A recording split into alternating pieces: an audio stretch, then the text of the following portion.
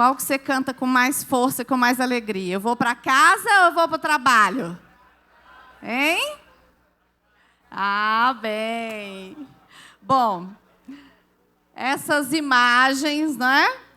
Ainda que divertidas, né? E que trazem essa memória, algumas coisas que a gente viveu aí na infância, viu, né? Na infância, mas elas nos remetem a algumas ideias sobre o trabalho. A primeira delas é que trabalho e casa são coisas distintas, completamente opostas. Não é isso que a ideia traz para nós? Segunda coisa é que trabalho só abrange atividades em que nós somos financeiramente remunerados. A terceira é que, se você viu esse desenho, quem ficou na casa lá dos anões? Quem? Fazendo o quê? Fazendo o quê, gente? O que ela ficou fazendo lá? Ficou fazendo torta, ficou fazendo jantar, ficou arrumando as caminhas dos anões para a hora que eles voltarem, não é? E, então, essas imagens também nos remetem a respeito de homens e mulheres, qual era o lugar que eles estavam indicando para cada um deles, não é? Mas eu quero dizer para você que esta é a maneira como a sociedade pensa o trabalho. Como algo que você faz, e se você é remunerado financeiramente, então você tem um trabalho. Se você não é remunerado financeiramente, não é o caso, você não tem um trabalho. Mas nem sempre foi assim, sabe? Nem sempre as pessoas pensavam assim. Antigamente, até assim, o início do século XIX, as famílias, elas trabalhavam juntas. Elas tinham o que eles chamavam de um negócio. Isso, um negócio de família. É assim que elas faziam, né? A família, ela era assim, o centro da produção. Se uma família tinha lá gado, né, e tinha vacas, então elas eram produtoras de queijo, de leite e tudo mais. Então, toda a família ela ficava envolvida naquele trabalho, naquele negócio da família. Né? Então, tinha famílias que também tinham um curtume, né, que curtia o couro e faziam a venda daquilo. Né? Às vezes, tinham famílias que trabalhavam como ferreiros ou como marceneiros e agricultores, e toda a família ficava envolvida naquelas atividades que eram o negócio da família. É interessante porque a família ela era aquela unidade econômica que funcionava para o bem comum de todos daquela família. Eles trabalhavam para o bem de todos. Todos estavam trabalhando juntos para levantarem os recursos, para a sobrevivência, né, para crescerem ali. E aquela família trabalhava junto para aquele negócio. Mas, na Revolução Industrial, acontece algo diferente. Né? Na Revolução Industrial, a casa para de ser esse lugar em que todos trabalham juntos para o bem de todos. E as pessoas começaram, né, a trabalhar nas fábricas que estavam sendo estabelecidas. Então, elas saíam do trabalho, do negócio da família, para os empregos nas fábricas. E quando isso acontece, há uma desconexão nas famílias, há um rompimento nas famílias.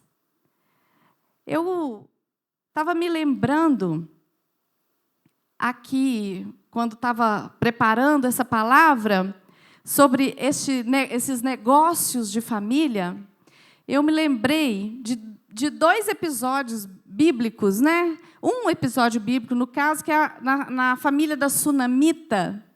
Eu não sei se você se lembra, quando o menino, né, aquele menino que o profeta Eliseu orou, ela ficou grávida e teve o bebê, eles já eram mais velhos, né? Mas um dia esse menino ele está onde? Ele está no campo com o pai. E aí ele passa mal. Ele sente uma forte dor de cabeça. E depois disso, ele fala assim, leva ele para a mãe dele. Então, ela fica com ele no colo até que ele morre. Não é? E aí eu estava pensando, falei assim, gente, esse menino era pequeno, mas ele já estava no campo com o pai. Ele já estava aprendendo como era o negócio da família, não é? E um episódio também, quando Jesus chega em Nazaré, até que ele fala que não pôde fazer muitas coisas ali, porque as pessoas não tinham fé. Quando Jesus entra, eles falam assim, mas quem que é esse? Esse aí não é o filho do carpinteiro? E a gente sabe, se José era carpinteiro, Jesus também frequentava a marcenaria. Jesus também já devia ajudar José lá na marcenaria. Mas, quando acontece essa questão da Revolução Industrial, e as famílias começam a ficar um pouco desconectadas, porque os pais começam a sair para ir para os seus empregos fora de casa, e, com isso, o lar ele fica mais feminino. Né? Aquilo que eles faziam juntos, agora o lar se torna mais feminino e com a ausência do homem. E, numa das pesquisas que eu li sobre isso, fala que, neste tempo em diante, as famílias elas começaram a viver os divórcios. Por quê? Porque os pais saíam para trabalhar e, no final do dia, ao invés deles voltarem para casa, eles iam sair com os amigos. E dali, eles saíam com os amigos, e ali eles conheciam novas pessoas, e aí, então, terceiras pessoas entravam no relacionamento conjugal. E eles começaram a ficar bem desconectados. E as famílias começaram a se enfraquecer. Né? E, além da família, dessa configuração da família ter ficado diferente nessa época da Revolução Industrial, a questão do trabalho também, essa definição de trabalho, ela também muda. Porque ela deixa de ser aquela produtividade familiar para se tornar somente aquela pessoa que saía de casa e que tinha um emprego remunerado, só aquela pessoa que tinha aquela renda agora. Então, deixou de ser aquele lugar em que toda a família trabalhava e produzia para eles viverem, crescerem juntos e se fortalecerem juntos. Então, agora, tudo isso passa a ser algo individual. Eu agora tenho um emprego na fábrica, eu trabalho, eu tenho dinheiro, Então, aquilo do nós, ele passa agora a se tornar o eu. Eu trabalho, eu sou remunerado, eu trago dinheiro para casa. Então, aquilo que eu faço fora, então é trabalho, porque traz recurso. Mas aquilo que minha mulher fica em casa fazendo, dentro, todos aqueles cuidados, não é mais trabalho, porque não gera renda. Olha só como as coisas foram desconfigurando. Como foram ficando assim do coletivo para o individual, como foi ficando mais egoísta a vida.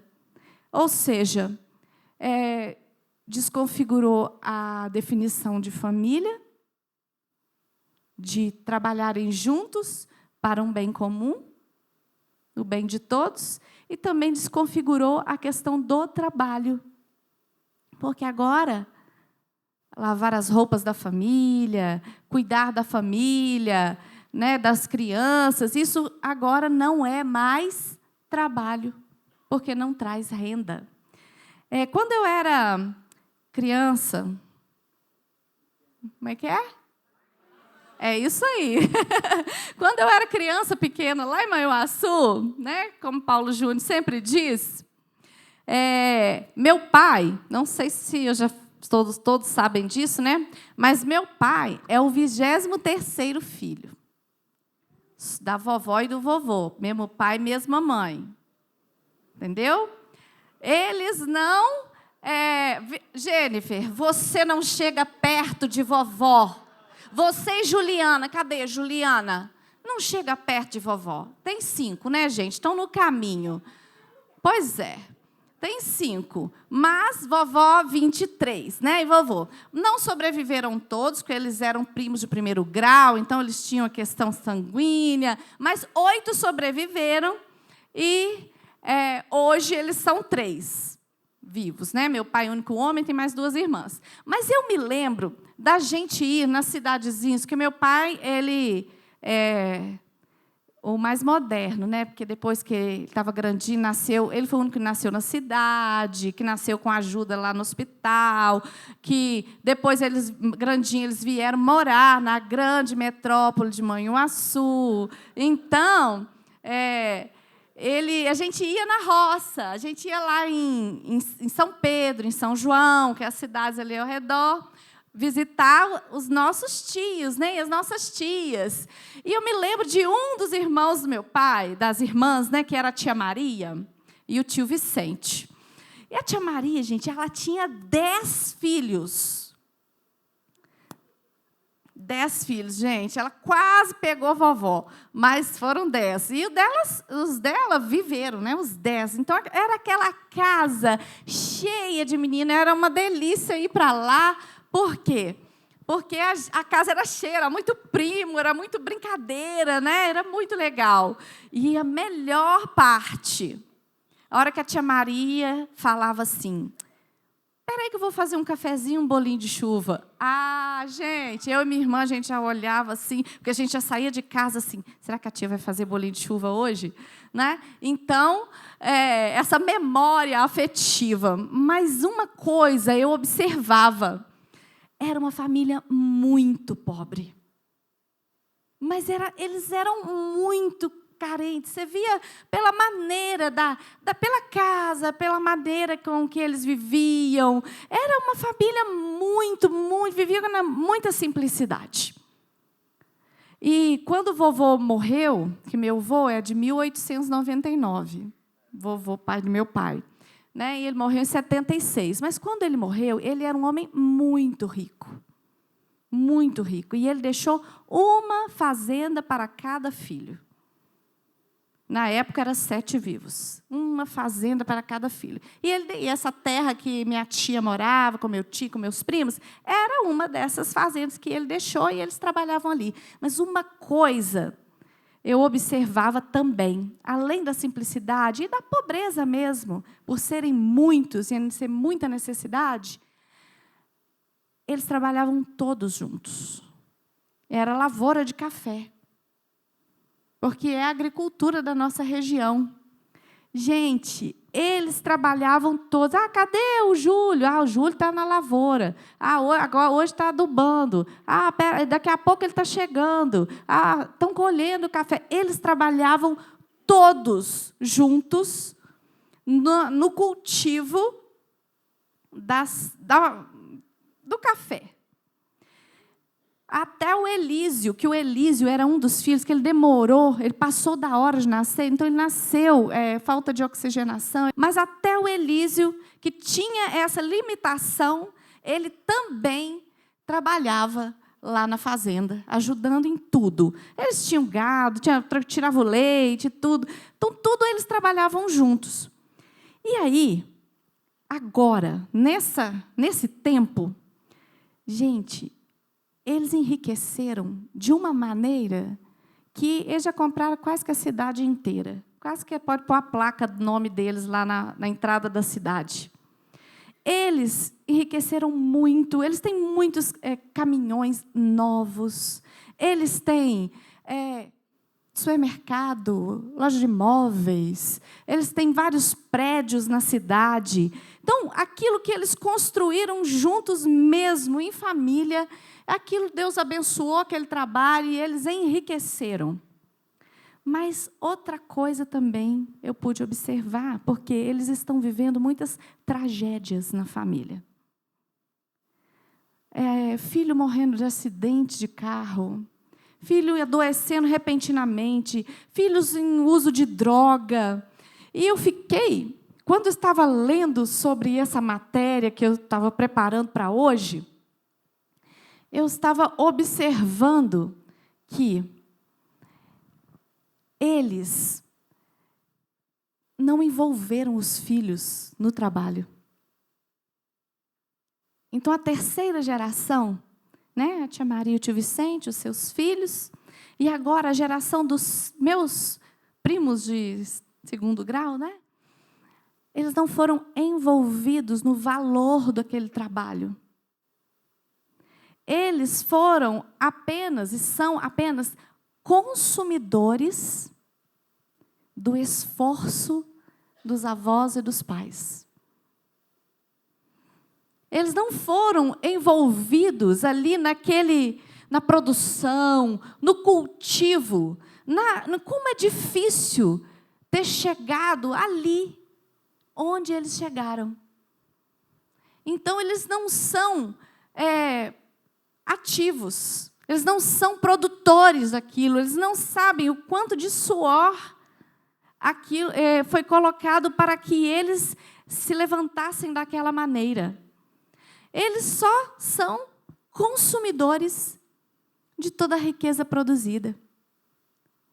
Não sei até qual geração essa riqueza vai permanecer. Mas o que eu quero, né? Será que eu estou querendo dizer para a gente agora pedir demissão de todos os nossos empregos? Voltar lá para a roça e abrir os nossos negócios de família. É isso que eu estou querendo dizer, gente? Não. Eu só estou levantando assim, um dado histórico, né? Aquilo que aconteceu na história, mas eu não estou querendo dizer que a gente tem que voltar a viver desta maneira exatamente como era. Apesar de que muitas famílias aqui, né, eu vejo lá a família do Amós, trabalham juntos num negócio, quantos empregos ele gera ali. Né? Então, isso acontece. Eu vejo na família do Paulo Júnior isso também, muitos vendedores, representantes comerciais, gente que eles trabalham juntos, os irmãos trabalharam nos negócios, assim, fábrica de camisa, fábrica de short, fábrica de não sei o quê. Tudo isso eles construíram e começaram juntos. Mas eu não estou querendo dizer que você precisa vender tudo que tem e começar com um negócio só de família. O que eu quero dizer é que a gente precisa atentar para uma descarada inversão de valores. Qual que é? Não é a economia que sustenta a família, mas é a família que sustenta a economia. Não é a economia que faz uma família forte. É uma família forte que faz uma economia forte. Famílias fortes, famílias bem estruturadas, com fundamentos corretos, firmes, que estão voltadas para o bem comum, um do outro. Que celebram, choram juntas. Lá em casa, às vezes, quando um dos meninos falava assim, eu falava, gente, junta esse aí, faz isso. Mas não fui eu que espalhei. Eu falei, mas a gente é uma família e a gente ajuda uns aos outros. Essa era a minha frase para eles, né? Eles estão aqui, eles podem confirmar. A gente é uma família e a gente ajuda um ao outro. Então, essas famílias fortes, que celebram juntos, que choram juntos também, elas que encaram tudo o que fazem, seja dentro de casa ou seja fora de casa, como trabalho. Porque o trabalho, se vocês estão me entendendo, ele não é só o que você produz fora de casa e que te traz remuneração. Mas tudo o que você faz, você precisa encarar como um trabalho, como algo que foi colocado nas suas mãos e que deve ser desenvolvido para que isso seja como uma construção, uma edificação para a sua família e para outros também. Para que, e a partir daqui, da gente entendendo o que significa o trabalho, com esses dados históricos, com esse compartilhamento, né, de história de família, que você, a partir de agora, entenda o trabalho como tudo o que vem à sua mão para ser feito. Isso remete a gente a um texto da palavra, não é? Tudo que vier à mão para ser feito, faz-o conforme as tuas forças. E eu quero compartilhar com vocês 4 princípios da palavra a respeito do trabalho, para que você possa encarar tudo que você for fazer a partir daqui como um trabalho que foi colocado nas suas mãos para ser feito, e com isso ele precisa ser feito com excelência, com alegria, encarando como uma oportunidade na sua vida. E o primeiro deles, e que ajuda a gente a fazer escolhas a respeito, né, entender sobre o trabalho, faz a gente saber que as escolhas, nós precisamos fazer boas escolhas sobre aquilo que que está vindo às nossas mãos para ser feito, né? Em que trabalhar, onde trabalhar, como trabalhar, com quem trabalhar. Tudo isso realça quando a gente entende esses princípios a respeito do trabalho. O primeiro princípio é que, pode ler comigo? O trabalho tem uma frase que ela é do Leonardo da Vinci. Ele diz assim: faça com que o seu trabalho esteja de acordo com o seu propósito. Nunca pensei que Leonardo da Vinci fosse falar uma coisa dessa. Mas ele disse: olha que coisa linda.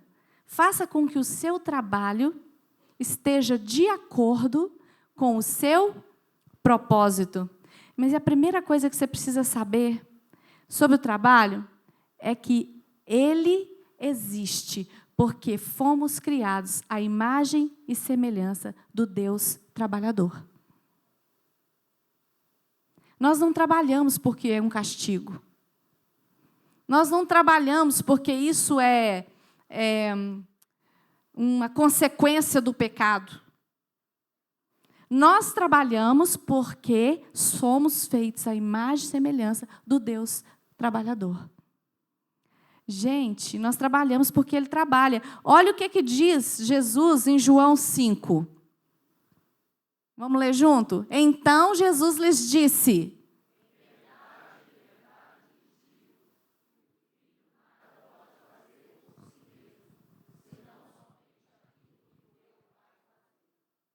porque o Pai...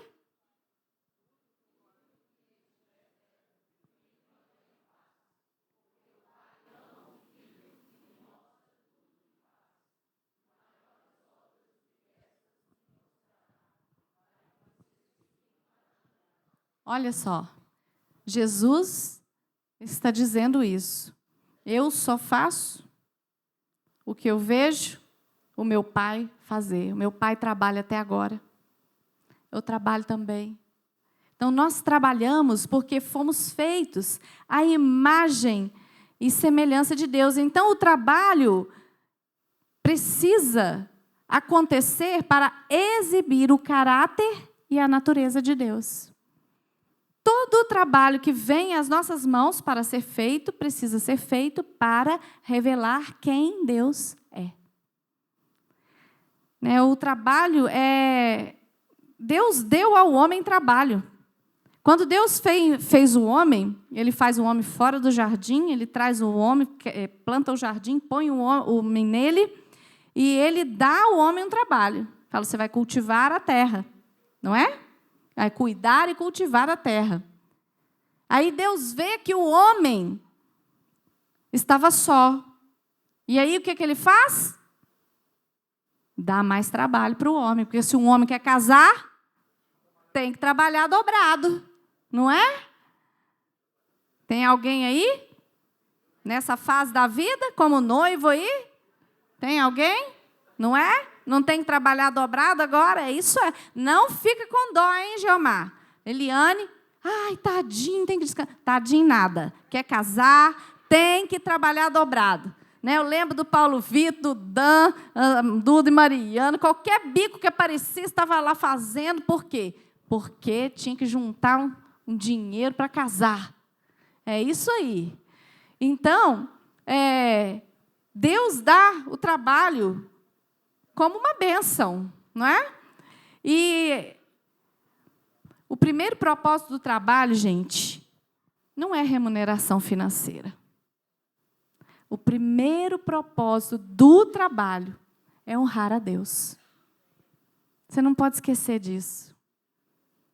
Se o trabalho é a extensão da natureza de Deus, nós precisamos trabalhar para que Deus seja conhecido, honrado, através do nosso trabalho. Eu quero te fazer... você precisa fazer 2 perguntas quando você tiver para escolher qual trabalho fazer. Não é qual me paga melhor, qual vai me beneficiar mais. Mas é em qual deles eu vou honrar mais o Senhor. Qual deles eu vou dar mais honra a Deus. Qual deles vai trazer mais glória para Deus. E não para mim. Entender isso faz toda a diferença na maneira como trabalhamos. Segundo, todo trabalho legítimo é uma extensão da obra de Deus. Hoje estava compartilhando com o Gilberto, deixa eu te falar, Gilberto, deixa eu reforçar, todo trabalho legítimo. Vender droga não é um trabalho legítimo. Vender coisa pirata não é um trabalho legítimo. Então, a gente tem que ter esse entendimento. Você fala, gente, por que Deus não está abençoando meu negócio? Você tem lá um negócio pirata? Então, você precisa entender isso. Todo trabalho legítimo ele é uma extensão da obra de Deus. Então, gente, eu estava lendo sobre isso e anotando. O trabalho do médico é como uma extensão do Deus que cura. O trabalho do professor é uma extensão do mestre, não é? Olha que coisa linda. Se o trabalho de uma faxineira é a extensão do Deus que põe ordem no caos. Olha que coisa linda. O trabalho de construção, né? Seja ele na engenharia, na arquitetura, ou no mestre de obras, no pedreiro, no servente, né? No ajudante, ele é uma extensão do Deus que edifica, do Deus que constrói. Né? Se o seu trabalho é planejar, é uma extensão do Deus que cria. Então, tudo o que você for fazer, gente, o trabalho de uma babá, quando ela consola um bebê chorando, não é uma extensão do Deus que conforta? Nós precisamos enxergar os nossos trabalhos como uma extensão de Deus, para que a gente encontre sentido e encontre nisso o nosso propósito de vida, nas habilidades que o Senhor nos deu e naquilo que estamos fazendo, trabalhando, seja remunerado ou não remunerado, nós precisamos entender que isso precisa ser uma extensão de Deus. Colossenses 3, vamos ler. Olha o que a palavra nos diz. Tudo, algumas coisas ou tudo, gente? Tudo o que fizerem, façam de todo o coração, como para o Senhor, e não para as pessoas, sabendo que receberão do Senhor a recompensa da herança, e é a Cristo, o Senhor, que vocês estão servindo. Esse texto é lindo, não é? Lindo, tudo. Façam tudo como uma extensão de quem Deus é. E para Ele, para honrá-lo, não é? Gente, qual tarefa, você pode até anotar aí, qual tarefa ou responsabilidade que você tem, que você acha desagradável ou até mesmo difícil? Anota aí. Para você encontrar propósito a partir de hoje nisso que você faz, que é desagradável ou é difícil. Terceiro princípio. Seu trabalho tem relevância eterna. Nenhum trabalho legítimo, feito para a glória de Deus, é desprezível, ou é de menor valor, ou não faz sentido. O que você está fazendo não é apenas um trabalho ou uma série de tarefas repetitivas, insignificantes. Sabe por quê? Porque mesmo antes de você existir, Deus planejou um propósito único para você. Ele te deu dons e habilidades, Ele formou você com essas habilidades. Ou seja, o seu trabalho, aquilo que você é e que você estende naquilo que você faz, tem valor para Deus e para o reino de Deus.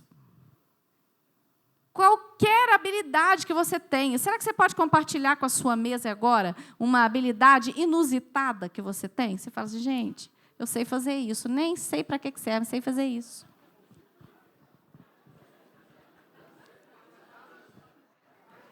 Habilidades inusitadas, hein? Compartilha aí com alguém.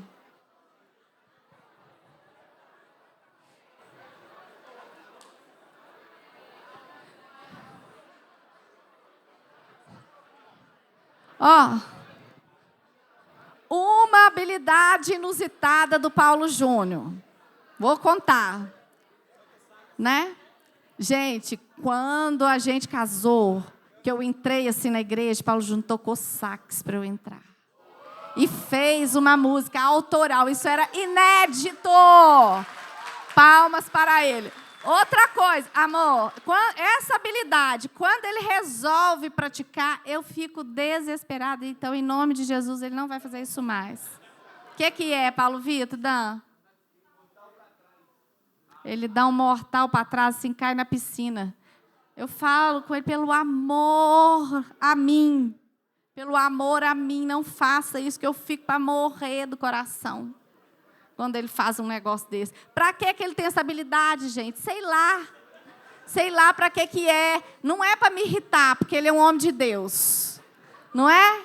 Ele é um homem de Deus. Então, sei, eu acho que é porque ele é criativo. Então, ele falou, se eu inventar um negócio para fazer aqui, ele inventou de pular para trás. Então, não sei, você tem habilidades inusitadas? Elas não são sem propósito. O Senhor encheu você de dons, de habilidades para Ele e para o reino. Não é? Você está lembrando aí, né? Mais habilidades inusitadas que você tem, não é mesmo? Bom, tudo isso tem relevância eterna. Sabe por quê? Porque todo o trabalho... Ficaram empolgados, né, gente? Tudo que você faz, você precisa entender que nem tudo você vai ter uma recompensa aqui. Mas o seu trabalho tem relevância eterna. E essa recompensa pode ser aqui, pode ser eterna. Mas deixa eu dizer para você, por que eu estou falando que seu trabalho tem relevância eterna? É porque tudo o que você faz, você vai uma hora, um momento, vai chegar esse momento em que você vai prestar contas disso a Deus. Olha só, quem esteve aqui no Reino e à Volta, né, na aula de escatologia, sábado passado, Paulo Júnior falou desse texto, né, de 1 Coríntios, 2 Coríntios 5:10. Né? Ele falou sobre isso. E eu encontrei também lá em Eclesiastes. Olha lá. As mesmas palavras. Porque Deus há de trazer a juízo todas as obras. As que estão escondidas, quer sejam boas, quer sejam más. Você, uma hora, você vai prestar contas ao Senhor de todo o trabalho, de toda a obra que você fez ou deixou de fazer. Sejam elas boas ou más, Deus vai trazer a juízo, você vai prestar contas disso, e você vai ser recompensado por isso. Ah, mas que beleza, as obras boas vão ser recompensadas na eternidade. As más, gente, e as más? Vai ter também uma recompensa para elas. Então, nós precisamos entender que o nosso trabalho, tudo que a gente faz, a gente precisa estar atento de que nós vamos prestar contas de todas essas habilidades que nós temos e usamos, mas todas as habilidades que temos e não usamos. E nós desprezamos, ignoramos, porque talvez sejam coisas difíceis, ou que você não goste muito, ou que talvez não tenha nenhum reconhecimento. Mas nós vamos prestar contas de tudo isso. Eu queria ler Mateus 10:42 também, porque ele fala sobre essa recompensa eterna, né? Jesus falando assim, e quem der de beber, ainda que seja um copo de água fria, a um destes pequeninos, ou seja, ele está falando de um dom de cuidado, de misericórdia, né, que você tem com o outro. Por ser este o meu discípulo, em verdade lhes digo que de modo nenhum perderá a sua recompensa. Ele está fazendo para nós uma promessa. Ele está dizendo, olha, a maneira como vocês cuidam uns dos outros, seja dando um copo de água, você vai ser recompensado por isso. Eu estou vendo tudo o que você faz. Mas nós precisamos entender isso, não como aquela música da nossa infância, né? Cuidado, olhinho no que vê. Né? Que a gente acha que Deus está com aquele câmera tipo do Big Brother, assim, ó, em cima da gente, só para nos punir. Não é isso. Mas Ele está vendo, de fato. Ele está vendo. E Ele há de recompensar. Sejam boas ou más, a sua obra, o seu trabalho. Bom, com isso, eu fiquei pensando que nós pais, quais aqui são pais já? Nós pais, gente, nós temos uma responsabilidade em ajudar os nossos filhos a descobrirem suas habilidades. Talvez nós não tivemos essa ajuda dos nossos pais, mas é nosso papel. Às vezes você fala assim, vou pôr meu menino na aula de violão. Hoje o menino não tem, você acha, olha para ele e fala assim, gente, mas ele não tem nem jeito para o negócio. Mas você está fazendo o quê? Você está expondo aquele seu filho àquele instrumento e quem sabe, gente, ele não vai ser o melhor. Ou ainda que não seja o melhor, ele vai ter aquela habilidade. Mas como esse menino vai descobrir ou desenvolver essa habilidade se você não expuser essa criança a esta aula? Não é? Se você não expuser seu filho, às vezes ele tem uma habilidade nas línguas, mas se você não colocar ele, às vezes numa aula de inglês, de espanhol, de alemão, do que for, você não vai, nem ele vai saber essa habilidade para as línguas. Talvez ele tenha habilidade, né, no artesanato, nos trabalhos manuais. Gente, eu me lembro da minha irmã, nós duas, né, a gente fazia tudo junto. E aí, deu uma febre lá naquele Manhuaçu, compramos umas agulhas de tricô, porque todo mundo estava aprendendo a fazer tricô. Aí um dia inventei de fazer uma blusa para o Paulo Júnior, quase que eu tenho que dar ela no Natal, ao invés de ser no Dia dos Namorados, de tanto que eu demorei para fazer a blusa. E aí, Jerusa, eu fazia os pontos bem feitinhos e tudo, mas as coisas mais básicas. Ponto tricô e ponto meia, né, para quem faz o tricô aí. Jerusa fazia flor no meio do tricô. Flor, era várias cores que tinha a flor, estrela, desenho. Eu olhava e falava assim, gente, que isso? Eu nem entendi como é que era para fazer, que você vai seguindo na revista, você ia seguindo na revista os pontos, né? Primeira carreira, segunda carreira, você vai fazendo aquele negócio. Eu, de vez em quando, tinha que desmanchar tudo e começar de novo, porque desencontrava. Mas Jerusa tinha uma habilidade nas mãos, que era um negócio assim, muito melhor que eu. Aí, gente, fomos crescendo. O que a Jerusa resolveu estudar? Ela é dentista. Ela põe a mão na boca da gente, nem parece que tem mão dentro da boca da gente. Faz cada cirurgia, olha dentro da boca da gente e fala assim, olha que lindo, um buraco, tudo ensanguentado, o dente estragado. Ela fala, coisa linda. E hoje, sabe, ela falou comigo assim, eu encontrei o meu propósito de vida na minha profissão. Eu resgato a dignidade das pessoas. Elas chegam aqui tampando a boca porque falta dente, nunca deram um sorriso na vida, na escola, cresceram assim, completamente inibidas, porque, assim, gente, dentista, além de ser muito caro, em alguns lugares não chega um dentista.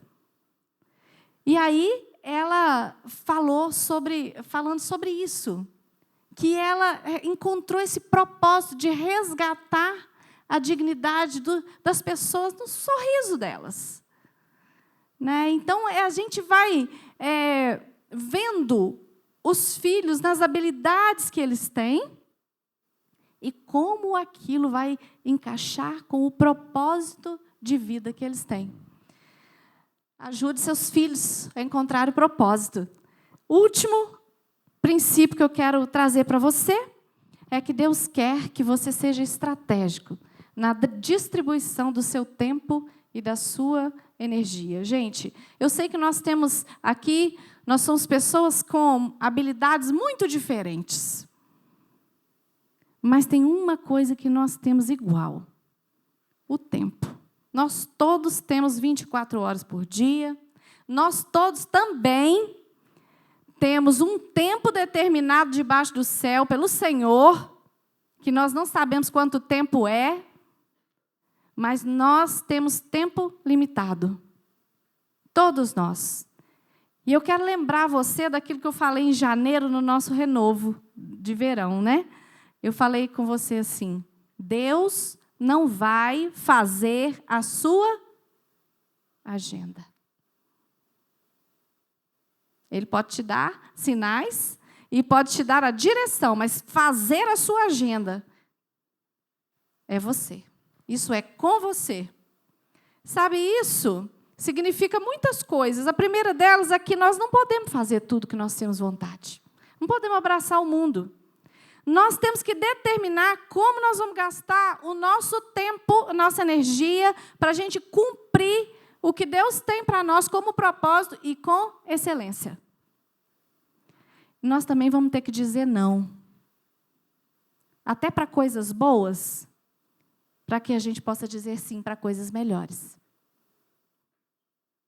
Isso é muito importante. Uma coisa é certa, gente, em qualquer estação da nossa vida, nossas decisões e a forma como a gente usa o nosso tempo precisa estar de acordo com o que a palavra de Deus nos ensina, com os princípios fundamentados na palavra de Deus. Eu quero encerrar com o texto de 1 Coríntios 15, 58. Pois ele até em 2 versões, mas é lindo, ele diz assim: portanto, meus amados irmãos, sejam firmes, inabaláveis, sempre abundantes na obra do Senhor, sabendo que no Senhor o trabalho de vocês não é vão. E outra versão, ela diz assim: portanto, meus queridos irmãos, já que é certa a vitória futura, sejam fortes e firmes, sempre dedicados no trabalho do Senhor, pois vocês sabem que nada do que vocês fazem para o Senhor é inútil. Eu quero agora pedir que você abra aquela carta que você recebeu no início. Quando vocês estiverem aí com ela aberta, faz um sinal para mim, para a gente ler. Nós vamos ler. Você vai agora ter um tempo seu. Você não vai conversar. Você vai ter um tempo seu para você ler essa carta. É uma carta para você, é pessoal. Agora eu vou falar 1, 2, 3 e já para a gente começar a ler. Você vai ler em si, assim, leitura silenciosa, mas eu queria que você abrisse seu coração para você ler essa carta que é para você agora. Pode? 1, 2, 3 e já pode começar.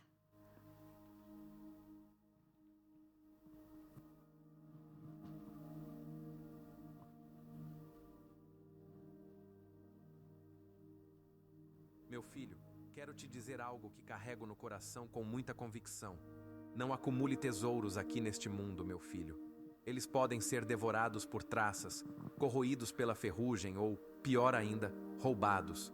Prefira juntar um tesouro no céu, porque lá nada disso pode alcançá-lo. Ele estará seguro. E sabe por quê? Porque o lugar onde você mais deseja estar será sempre onde estiver o seu tesouro. E no fim, é exatamente para lá que você vai acabar indo. Lembre-se de que os olhos são como janelas do corpo. Se você mantiver seus olhos abertos com admiração e fé, sua vida se encherá de luz. Mas se olhar para as coisas com cobiça e desconfiança, seu interior vai se tornar um celeiro cheio de coisas que não prestam, como grãos mofados. Se fechar essas janelas, meu filho, tudo ficará escuro dentro de você. Não dá para servir a 2 senhores ao mesmo tempo. Se você amar um, vai acabar desprezando o outro. Não dá para me adorar e ao dinheiro ao mesmo tempo. Uma escolha sempre anula a outra. Por isso, se decida pelo seu pai e não fique aflito com o que vai comer ou vestir. A vida é muito mais do que o alimento que colocamos no estômago ou as roupas que usamos. Olhe para os passarinhos soltos e livres. Eles não têm emprego, não acumulam nada e mesmo assim vivem bem, porque eu cuido de cada um deles. E você, meu filho, vale muito mais para mim do que qualquer passarinho. Me responda, alguma vez alguém conseguiu crescer 1 centímetro sequer se preocupando diante do espelho? Será que todo esse esforço com aparência e moda muda alguma coisa de verdade? Em vez de viver nessa correria, Faça como eu te ensino. Ande pelos campos, observe as flores silvestres. Elas não costuram, não compram nada, e mesmo assim são de uma beleza indescritível. Nenhum dos homens ou mulheres mais bem vestidos do mundo chega perto da glória com que eu visto uma flor. E se eu me preocupo tanto com as flores, que nem sempre são notadas e logo murcham, imagine o quanto mais eu me importo com você. Eu tenho prazer em te ver bem, em cuidar de você, em te oferecer o melhor. Por isso, filho, quero te convencer a relaxar. Não viva preso à ansiedade de adquirir coisas. Em vez disso, viva para dar, para repartir, para responder ao meu cuidado generoso com gratidão. Quem não me conhece é que se apega a essas preocupações. Mas você me conhece. Você sabe como eu ajo. Então, oriente sua vida pela realidade, pela iniciativa e pela minha provisão. Não se preocupe com o que pode faltar. Você vai descobrir que quando confia em mim, todas as suas necessidades são supridas. Com amor, seu Pai. Se eu sou o seu Pai e conheço os seus dias, por que minhas prioridades não têm guiado suas decisões sobre trabalho, tempo e energia?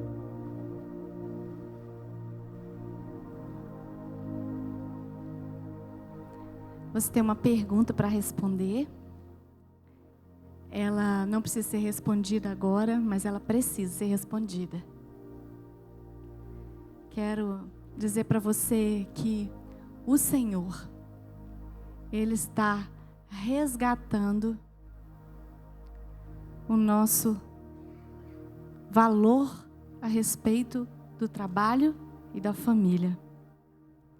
E quero dizer para você, nós temos um trabalho em família. Nós trabalhamos com o nosso Pai. Não é para Ele, mas nós trabalhamos com Ele. Você entende isso? Nós trabalhamos com o nosso Pai. Portanto, se você come, bebe ou faz qualquer outra coisa, faça isso para que Ele seja glorificado. Amém? Deus abençoe você.